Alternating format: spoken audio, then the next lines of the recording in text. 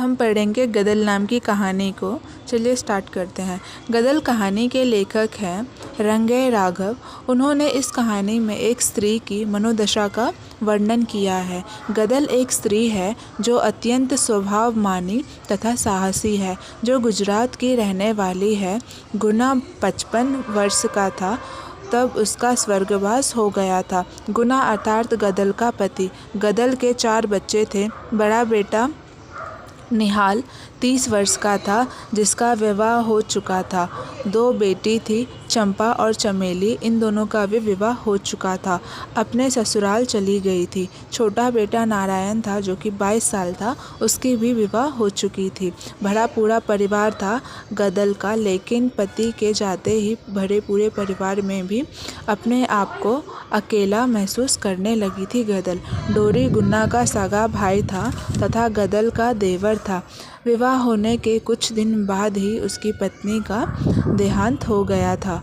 उसने दोबारा अपना विवाह नहीं किया। अपने भाई के बच्चों को ही अपना बच्चा समझता था। भतीजे भी अपने काका को पिता के समान इज्जत देते थे। गदल को अब अपने घर में मन नहीं लगता था। उसकी बहू उसका इज्जत नहीं करती थी। गदल अकेलेपन के कारण हमेशा अलग अलग रहने लगी। वह अपने बुढ़ापा के बारे में सोचा करती थी।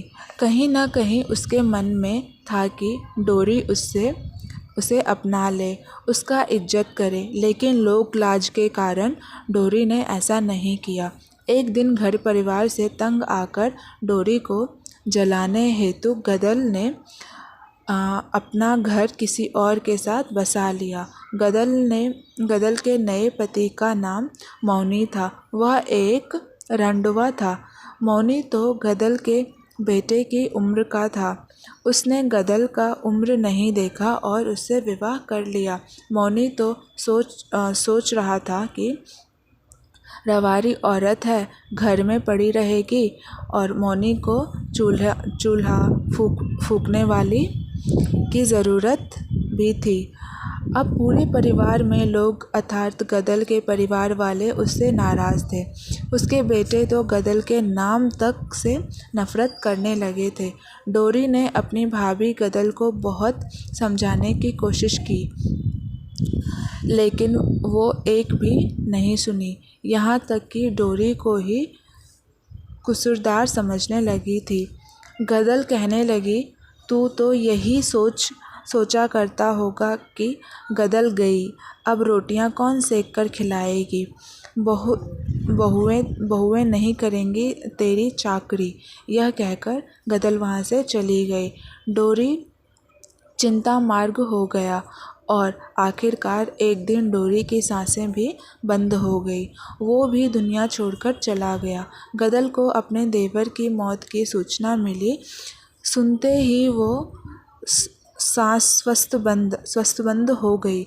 आखिर जिसको जलाने के लिए उसने अपना घर मौनी के साथ बसाया था, वो भी छोड़कर चला गया। गदल भागते हुए डोरी के पास आती है।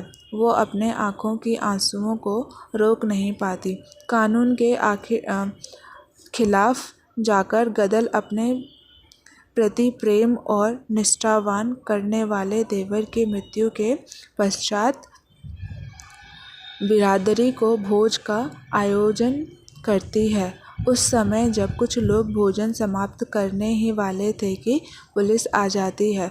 गदल अपने बेटे और बहुओं को पीछे से भाग जाने के लिए कहती थी तथा खुद पुलिस का सामना करने लगती है, तथा पुलिस की गोली लगने के कारण उसकी मृत्यु हो गई। अतः इस कहानी में गदल की निर्भीकता, पुत्रों के प्रति ममता तथा अपने देवर के प्रति प्रेम भावना का सुंदर अंकन किया गया है। आई होप कि ये कहानी आपको पसंद आई होगी।